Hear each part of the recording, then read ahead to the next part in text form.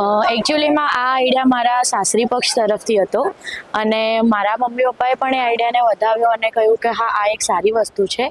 આમ તો ભારતીય સંસ્કૃતિમાં આપણે જેમ આ પ્રી વેડિંગની ને એ બધી પશ્ચિમીય સંસ્કૃતિ છે, પણ ભારતીય સંસ્કૃતિ જે છે એના માટે આપણે આ પરોપકારની ભાવના આપણે રાખવી જોઈએ.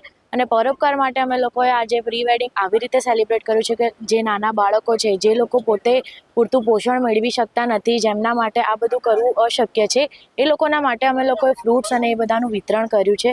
અને એના માટે અમે લોકો અહીંયા આજે બનાસ મેડિકલ કોલેજમાં અને હોસ્પિટલમાં આવ્યા છીએ, જ્યાં અમે લોકો ફ્રૂટ્સ અને એનું વિતરણ કરીને આ એક સારો સંદેશ સમાજને મળે એના માટેની અમારી ભાવના છે. આ વસ્તુની અમે ડિસ્કશન બહુ સમયથી કરી રહ્યા હતા કે આપણે કોઈ રીતે દાન ધર્મ કરીને અમારું પ્રી વેડિંગ સેલિબ્રેટ કરવું છે. તો લોકો અલગ અલગ રીતે પોતાના પ્રી વેડિંગ સેલિબ્રેટ કરતા હોય છે, શૂટ કરાવીને વગેરે રીતે. અમે એક યુનિક રસ્તો વિચાર્યો કે અમે આપણાથી જરૂરિયાતમંદ લોકોને મદદ કરી અને પ્રી વેડિંગ સેલિબ્રેટ કરીએ.